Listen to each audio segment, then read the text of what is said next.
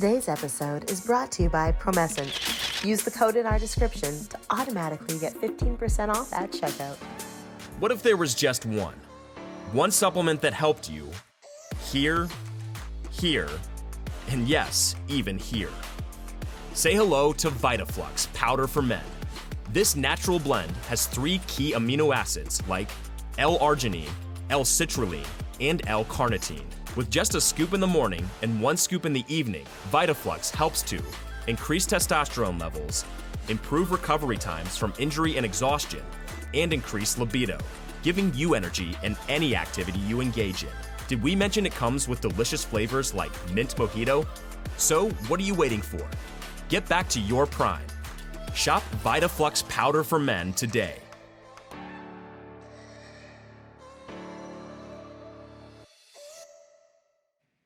You're watching ASN Underground with me, your host, Sam Mack. This interview, we're going to talk about punching, slapping, gouging out eyes, stabbing, shooting, kicking, flipping, splitting, flying through the air, fancy footwork, and a man who's known for being great with his hands.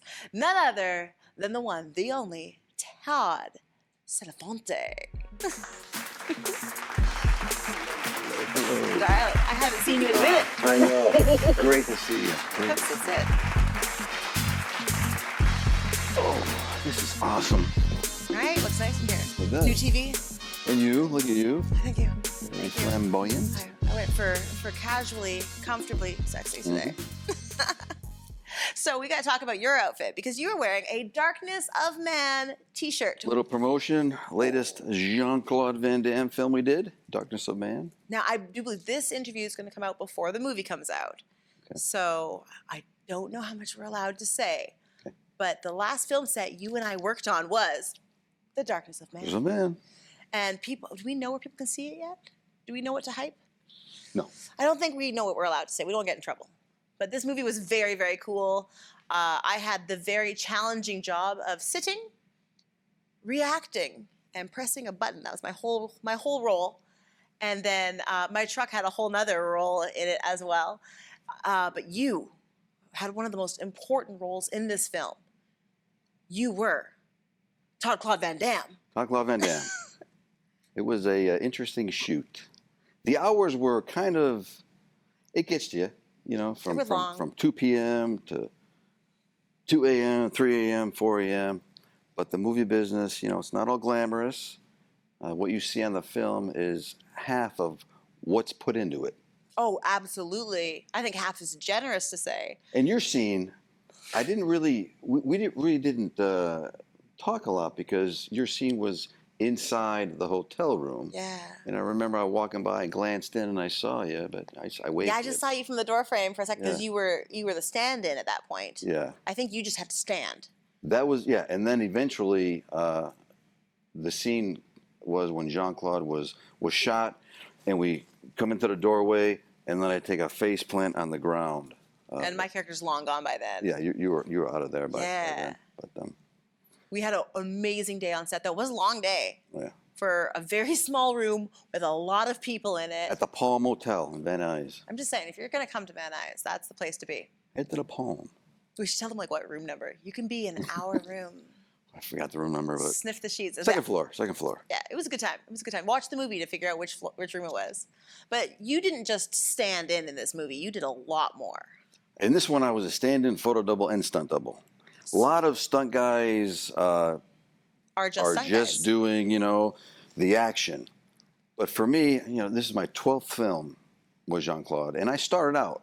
Maybe I should explain the difference. Oh, yeah, we of should a start from the beginning. Stand-in, photo double, and a stunt double. A stand-in is an actor or an actress that comes on the set and gets all the lighting for the main characters that come out. And that person's just approximately the same height, measurement, weight, skin Similar tone. in height and stature. And that's how I started. I would just come on the set, get the lighting, get the camera angle, and then Jean-Claude would come on the set. And I said, okay, Jean-Claude, you got to do this. You got to stand here. You got to run to that table, look this way, and then run off. So that's a stand-in. And that's how you became Todd Van Damme. That's in it. That's how. But we'll get into that. Okay. Now, a photo double is an actor or an actress that comes in and does like inserts for like hands, typing something or writing something. That's a photo double. When the camera's behind, running away, that's also a photo double. Now, a stunt double is an actor or an actress that actually does a physical fighting, kicking, punching, throwing through windows. When you really can't see the actor's face, that's what stunt doubles are brought in. With me, we kind of got away with a lot because of similarity with medium shots. Yeah. So my job was kind of to save a lot of time and money. And I know James appreciated it. James Cullen Brissett, great guy. Shout out to James. Hey, James. Great director. But I wanted to tell you how I actually started. Yeah. Back in 1991, when I graduated from the military. Dang. Went to Fort Benning, Georgia. You do not look that old, just saying. Fort Benning, Georgia. I just did the math in my head real quick. No, there's no way. Fort Benning, Georgia. The night before graduations, drill sergeants rolled out a big TV and a VCR and popped in a film. And it was Kickboxer. And we started watching, me and the platoon guys, we started watching the show. And the guys were looking at me and like, hey, you look like that guy. I said, who is it? Well, that's Jean-Claude Van Damme. I was like, wow, yeah. Oh, I do see the similarity. So that's pretty much how it started back in 91. Wow. When people would say, hey, you look like Jean-Claude Van Damme. So I graduated basic training, went back to Pennsylvania, and it was 1993. I went to Bloomsburg University, and I was at this Halloween party, and I was dressed up as a girl. Not as good as you, but these girls were calling me over, and I walked over to them. Hey, you know who you look like? I'm like, who? You look like Jean-Claude Van Damme. In a dress. Really? So I graduated Bloomsburg. I went back to stay with my mom and dad, and me and my buddies went out to this bar in Wilkes-Barre, Pennsylvania, and it was an outdoor patio setting. So we walked in, and I see Ray Hollett, one of the original American gladiators. Her fighting name was Zap. Whoa. Blonde hair. Whoa. And I walked over. I said, hey, Ray, Todd Senofonte, nice to meet you. She goes, I thought you were Jean-Claude Van Damme when you walked in. Wow, so you've been getting this for years leading up to this. So many people have been telling me. She goes, before you leave, make sure you see me. I said, all right. So again, we're outside. It started raining. And my buddies were like, oh, yeah, let's get out of here. I said, hold on. I got to go see Ray. I see Ray. I walk over. Hey, Ray, we're taking off. She goes, I really want to talk to you. Let's have lunch next week. Write up a bio, and let's talk. I said, all right. So next week, I meet up for lunch. We have lunch. I had the lobster bisque. So important detail. We start talking, and she goes, Todd, you really got to try to do. I said, well, what do you recommend? You should have some headshots taken, and try to, get yourself out there. So I remember I was home at my mom and dad's again, and I was reading the paper. It said, local model needed. I called them up. Yeah, we can use it. Come on down. It was for a brochure, appliance brochure. So they gave me a shirt where it says Joe on it with a big long screwdriver. So I said, okay, go over to that stove and pretend you're screwing and look at the camera. Okay, now go over to the refrigerator. The guy taking the picture goes, you know who you look like? I'm like, Eddie Murphy? You look like Jean-Claude Van Damme. The guy taking the picture. Now we're in Scranton, Pennsylvania. Pulls out a card. He goes, here, see what we can do with it. I look at the card. It's ICM. Jack Gilardi's office. I said, okay, cool. I put it in my pocket. I left. I went home. A couple weeks later, I find the card. Now I'm at home eating my Cocoa Puffs, and I was like, hey, you know what? What the heck? I call my cousin Gigi. She has a studio. I said, Gigi, can you take some pictures of me doing the kicks and the splits? Yeah, come on down. We take the pictures doing the kicks and the splits. I got the pictures. I FedExed them from Scranton, Pennsylvania, to Beverly Hills, not thinking anything of it. Whoa. About 2-3 days later, my mom says, hey, you got a message. Oh, yeah, 310. 310. It's California. I called them up. I said, hey, Todd Senofonte, return your call. Hey, Todd, just want to let you know, we received your packet. You look great. Mr. Van Damme is out of the country, but we're going to make sure he sees these. I'm like, this is amazing. Okay, thanks. Called my buddies up. Hey, guess what? So I waited a couple more weeks. I sent more pictures. A couple more weeks. Then I finally called them back. Hey, Todd Senofonte checking in. Todd, we're glad you called.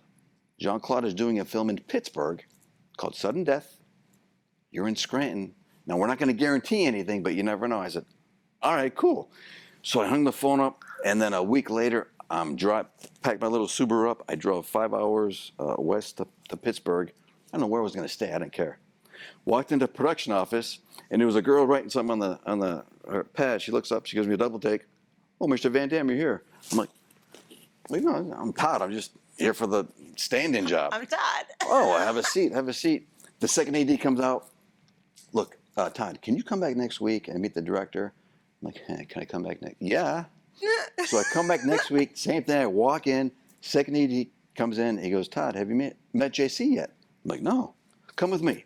So we're walking down the hallway, and I see Jean-Claude in the distance with his robe on, checking out his wardrobe. And he goes, hey, JC, this is Todd. He's going to be a new stand-in. A photo, though. Wait, did you know you were going to be the new stand-in at that point? No, I didn't know anything. So this was news to you, news to him. Exactly. Okay. So Jean-Claude comes over to me, and he goes, oh, hey, great double. Where'd you find this guy? Hey, Jean-Claude, pleasure to meet you. A big fan. He goes, great. Okay, I'll see you on set. So again, I just started as his stand-in because Jean-Claude had a double. Mark Stefanich, a stunt double, really great guy, ex-Navy SEAL. So he did all the crazy stuff. I was just brought in to gradually work my way to do the stand-in, lighting and everything. Yeah. About 2 weeks into the shoot, we're at the Civic Arena. It was during the hockey strike. So the Civic Arena was all shut down. So there's a shot where Jean-Claude is looking down at the crowd. Mm-hmm. So again, I'm just standing there with the camera behind me. The director of photography goes, okay, Todd, look this way, look that way. And then for behind, and he goes, all I hear was, hey, which girl you like? There was like hundreds of girls. Like, the girl in the green is hot, and it's Jean-Claude. He goes, yeah, but you got to be careful these days. I said, I know, I got out of a long relationship. He goes, really? He goes, stay here. He does his scene. He comes back up. He goes, come with me. So we go to the top of the Civic Arena. We're sitting there, and he goes, so tell me, what happened? So I explained to him I was in a long-term relationship. She's getting like deeply personal. She wanted to get married. I said, I had this opportunity. I took it. He goes, you know what? It is difficult. Relationships are difficult.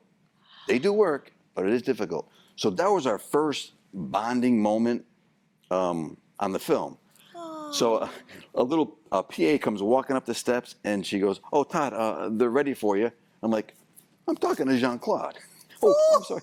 We started laughing at each other. He goes, oh, you better go. I said, okay. I walked down. So that was our first time we had to sit down. And again, I wouldn't bother him on set. I would just do what I had to do, and I would leave.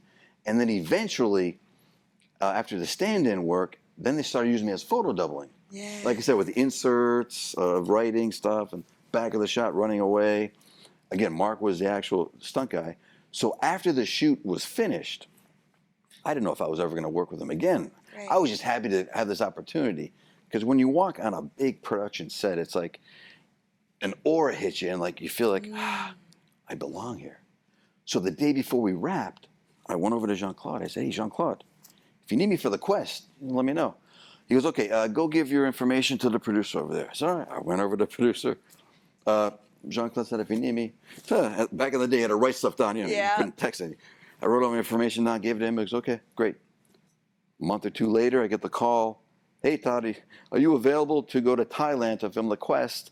Again, I was like, let me see if I'm available. Yeah. Great. Don't shave. Don't cut your hair. Same thing. You'll be the stand-in, the photo double. Mark is going to be the stunt guy. I was like, all right. So again, my first time overseas, we go to Thailand. And it was just seeing these countries that you would never think about going. Wow. You know, it's special going on somebody else's dime. Yeah. Same thing, the quest, you know, stand in, photo doubling, come to the very end of the film. Hey, Jean-Claude, if you need me for maximum risk, go give information. Same thing, same producer. Wow. So that's how it actually started. For me, being at the right place at the right time is... And just being open to opportunities. Exactly. When someone was like, hey, like, use this business card, you were like, okay. So if I didn't answer that little ad for the modeling gig, actors model wanted, this probably would have never happened. Wow. So you just took a chance. You were open to opportunities, and boom. And then after Maximum Risk, we did Double Team and Knockoff, and then because you've done what, 13 films with him now? This is 12. 12.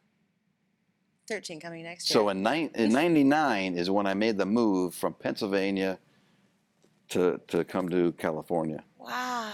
And how did you get involved in stunts? How did you go from like body double to stunt? well, on Maximum Risk, the third film I did was my first opportunity. Mark, the Jean-Claude stunt guy, was on second unit, and I'm sitting behind the camera just chilling out, and I see Charlie Pacerni, the stunt coordinator, walking back and forth, looking at his watch. He's scratching his head. He sees me. He goes, "Hey, Todd, you want to do this?" I said, "What is it?" "We're going to harness you on the hood of a car and crash into tables and chairs." I'm like, "Yes." So without thinking, yes. That is how I got my SAG card, doing that first stunt. Wow. And then after that, I worked my way into, being his photo double, stunt double. So yeah, it's an interesting path I've taken, and I have no regrets because I'm also doing other acting as well as stunts. I have a film on Amazon Prime now called The Rideshare Killer with Eric Roberts. I play one of the leads, so that was my biggest role so far. Oh, awesome. So I'm trying to do the balance of the stunts is great with the adrenaline rush, and then also acting, with the dialogue. So, yeah. And you are such a pleasure on set. Like, you're one of the most friendly faces there. Like, you are so easy to work with. Oh, you. Oh, honey, please. No, I get that. My big thing is working on a film, no matter how big it is, I try to go and meet everybody on the set. You do. Because everybody has an interesting story. Yeah. Yeah, they wanted to hear me, but I wanted to hear them. Like in '94, there was when Brandon Lee died on The Crow. There was a guy that was good friends that worked on, and he was just telling me it's amazing. From the gaffers to the best boys, the craft service, makeup. I mean, because you become a family. Yeah. When you work on a film, you become a family. Yeah. And it is true.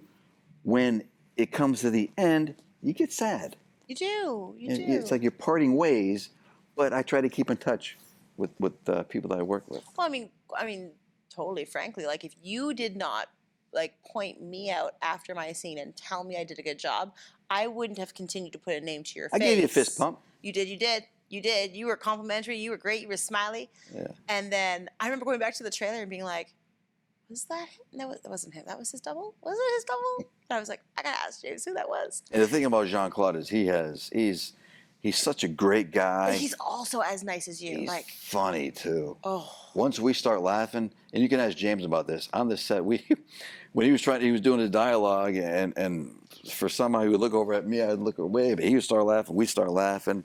So I kind of brought a lot of. I want to be very positive on the set because to get him in character, to relax and make sure the scene goes smooth.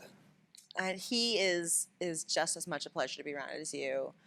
You two guys together, I want to be able to get the footage to show this, of you two side by side. You just posted on your Instagram like a couple months ago where you both got the glasses on, you both got the suit jackets on, and it is crazy how much you guys look alike. And that was his idea. Of course. He goes, okay, you sit here, I'll sit here, let's do this, and then, we look at each other. The timing was perfect. Oh, it was so well done. But you look at you two and you go, I see exactly, like you are in the right place. Like everything in your life lined up down to the chromosome because you got this amazing career, this amazing life story out of just being you, fully authentically you. And that's incredible. Like you were designed to be this person. Yeah. What a story. And for me, also being an actor, the best acting class you can take is being on set. Yeah. Because you learn the lingo, and a lot of these kids today don't know what check the gate. Check the gate. That was a big thing, when we shot on 35 millimeter. Now it's all chips and It's very trial by fire though. You learn fast when you're in the moment. It's a lot harder to learn through a textbook or through a teacher with a big screen. Like it's a lot simpler to just be in the moment and have to remember because the results matter now. Oh, exactly, yeah. Yeah, especially when you're on a 12-hour film set. That 12th hour, I know. Every minute gets counts. It does get you. Mentally, you got to be mentally tough because there are times on Sudden Death where we filmed 16, 17 hours. Those are long days. So it's not all glamorous. Oh, But the end result is worth it. So what are some of the most unusual things you've done? Like, tell me the wildest position you were in. We talked about you being harnessed to the hood of a vehicle, driving through tables and chairs. I'm going to say... What beats that? Well, obviously what stands out is on Double Team when the tiger chased me through the Coliseum. So I remember... Wait, that's not a CG tiger? Right before, it wasn't a CG. It was an actual tiger chasing me. And I remember right before we shot it, I went over to the producer. I said, hey, can I borrow your phone? Just wanted to talk to my mom.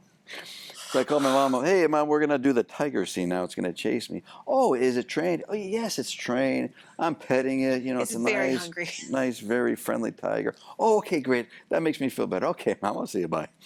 And then once it was time to shoot, the adrenaline, I've never experienced an adrenaline rush, because in the scene where the tiger had a cage and I would stand right next to the cage, so the stunt coordinator, Charlie, would say, okay, Todd, try to get the tiger riled up. What do you want to do?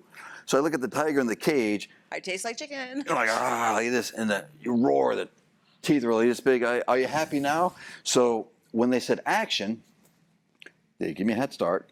I appreciated that. Gosh. So I would run around the corner, and then I would hear that tiger cage open. So once I turned the corner, those tigers can, 8 feet in one leap. So I turned the corner, and I could just hear the tiger coming next to me. And I would run around the corner, around the cage, and I would pull the cage in front of me. So the tiger had his paws on the cage doing this, and I would throw the cage, and I would keep running. And I actually had my own cage with the stunt guy in it. So I would dive into the cage. They would close the cage. He had his big stick. And then we'd see the tiger gradually go into his cage. They would close it. And then there was a scene where I would have to run up the steps and then down the steps. Okay, first of all, running up steps alone is a stunt by itself. Well, their steps were like this big. So I was like, oh, running up the step, looking behind me, coming down the steps. It was so scary. At the bottom step, I almost slipped, and then I would dive into the cage, close it. The tiger would come down, go into his cage and close it. And then one day, all you hear on the microphones, the tiger is loose. Everybody get in their honey wagons. The tiger is loose. Everybody jumps in their wagons, and we're peeking out the window, and then they finally get to say, okay, clear, tiger secure, clear. So the tiger chase for me was probably the wildest thing.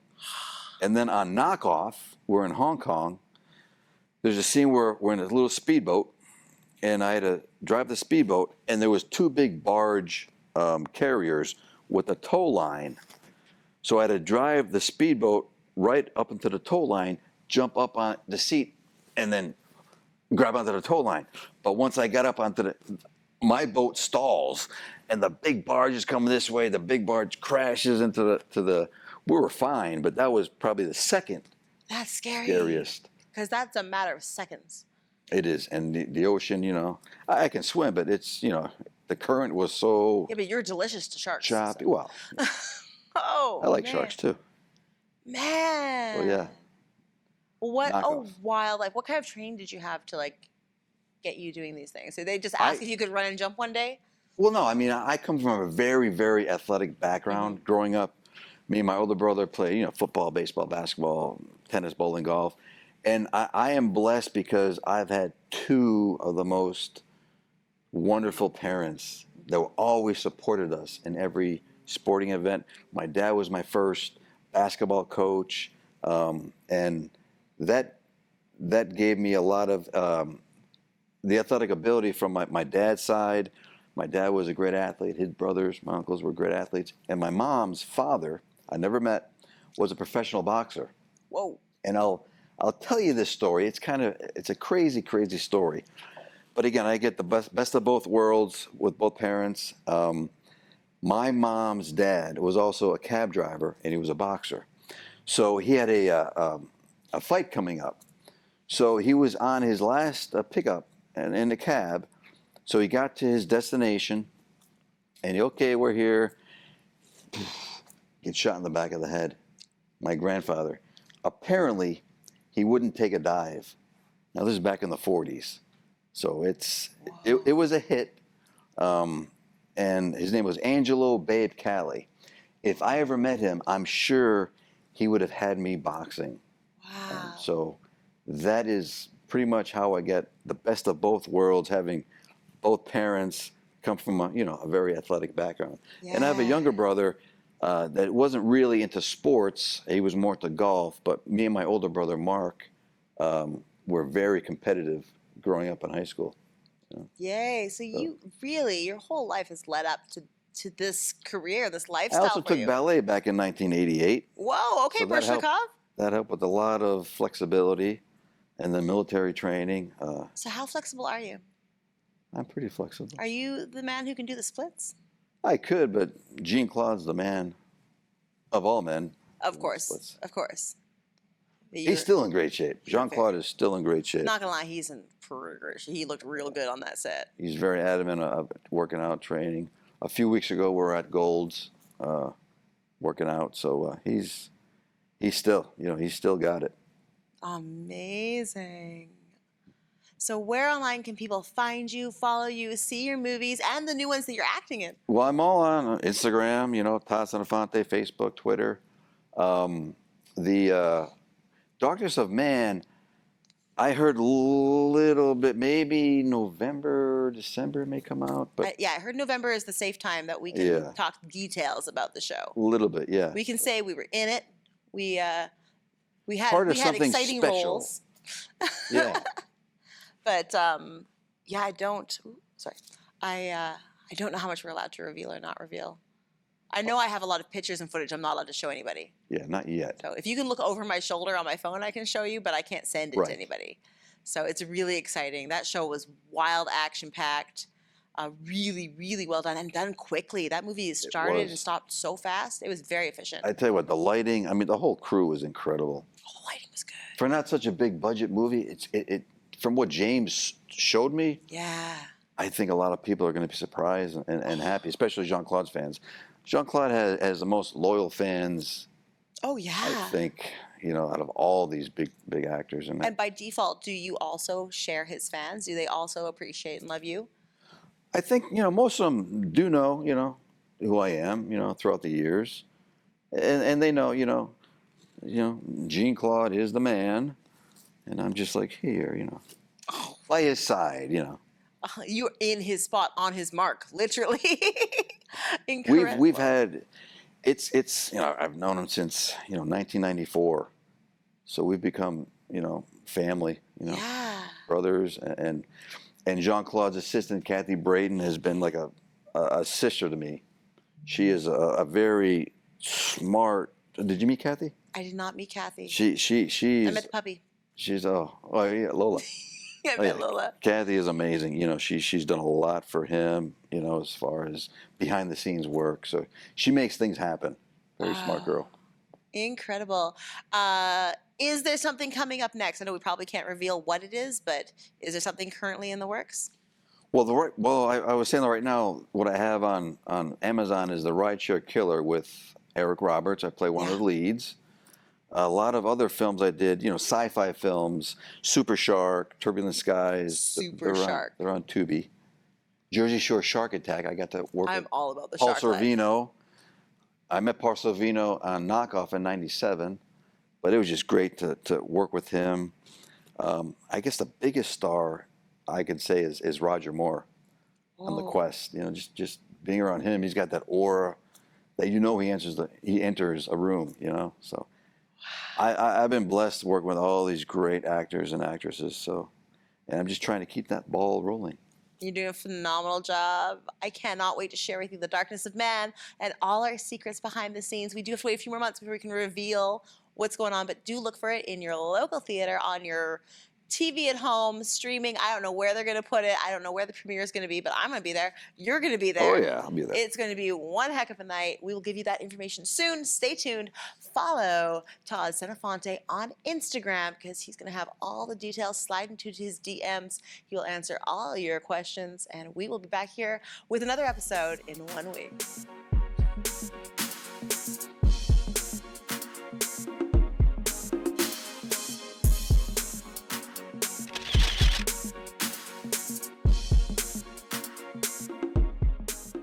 I'm not saying I'm a bad lover, but sometimes I was the only one crossing the finish line. Sometimes? But the first time I tried promescent delay spray, wow. Wow.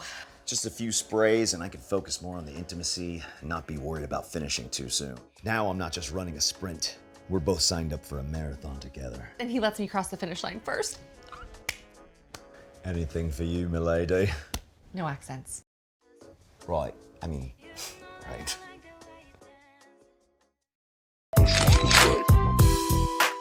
I'm Mack. Don't be fooled by her double D's. This woman's here to talk all about the D exquisitely because of her PhD.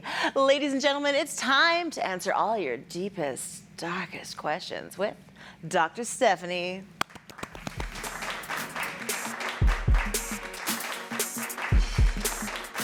Let's talk about herpes. Why don't we talk about herpes? Let's talk about herpes. We've had a lot of people asking about the Yes. details of herpes. Yes. So 67% of the world globally have herpes, either herpes 1 or herpes 2. And there's two types. Well, there's several types, but the two main types. Herpes 1, I'm going to kind of do it in layman's terms. Herpes simplex virus 1, HSV1, is cold sores types. Right?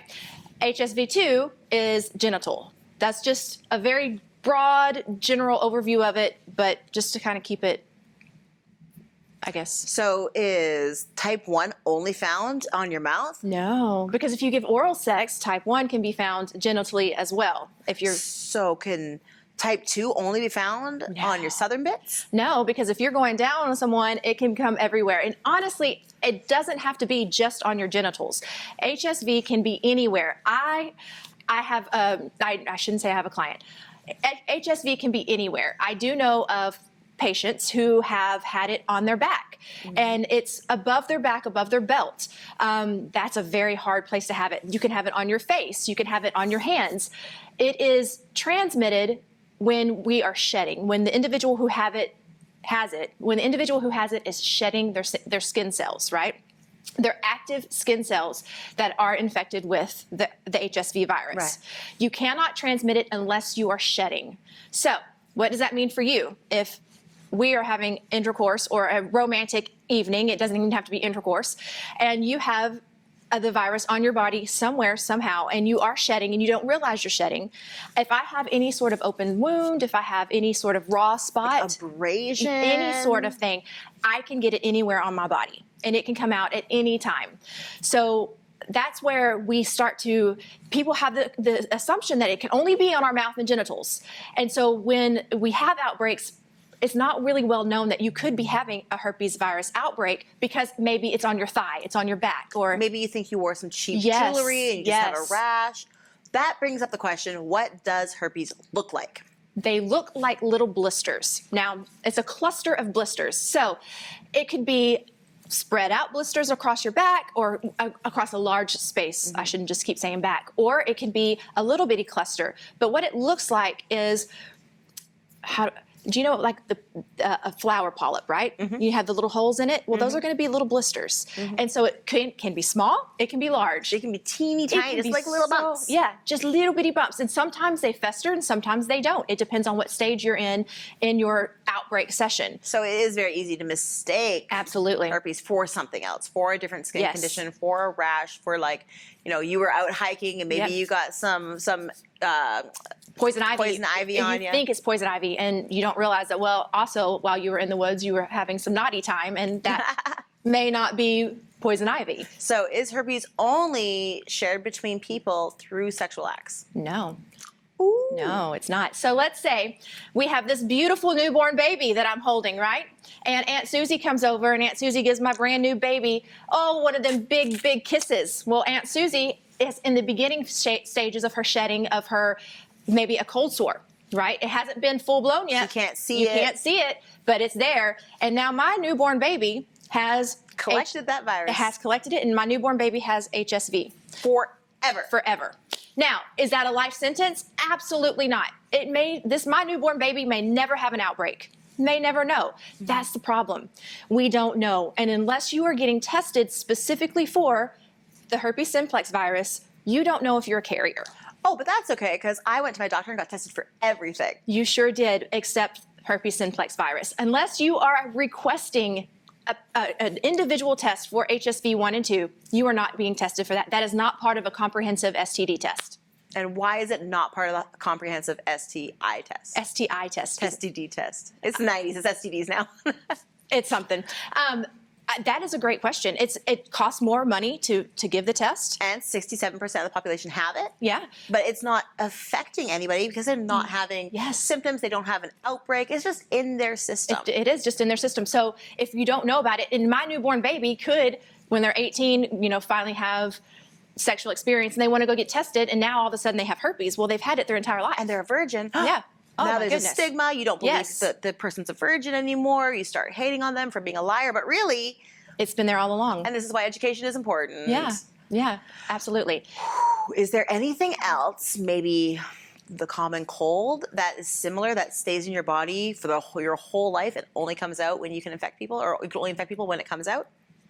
Which one are you going with? I mean, is there any other thing? I mean, there's tons. There's, like what? Like COVID. I mean, if you say that you're disease free, you're not disease free, because on a lot of dating apps they say, I'm drug and disease free. Well, are you really disease free? Because if you've had a common cold, if you've had COVID, if you've had let's say strep throat, all of that still lives. It's always in your system for and your whole life. My favorite is I am a carrier of MRSA, which is the staph infection, right?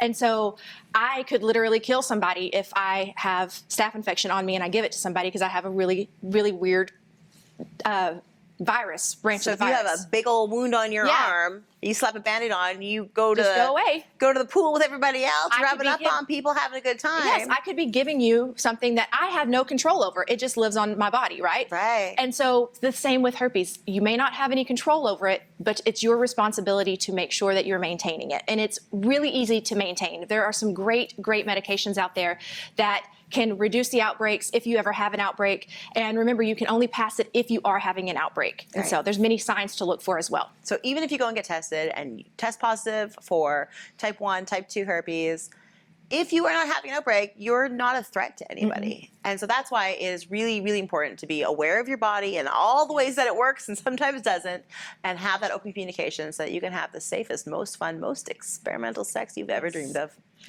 And just because someone says, I have herpes, does not mean that you are going to get it at all. You can be with a partner who has herpes, and if they are maintaining and they're not having sexual contact or contact with you while they're in an outbreak, you are not going to get it. It's about as similar to saying, I've had COVID.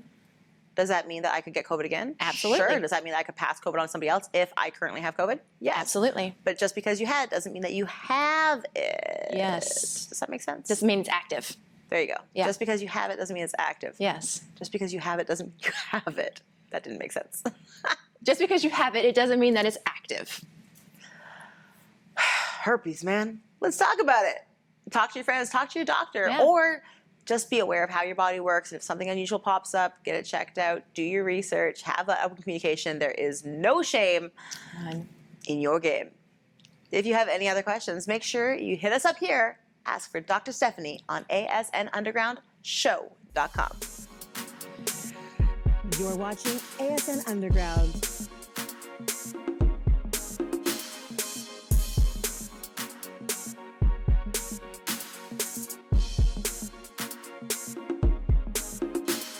You're watching ASN Underground.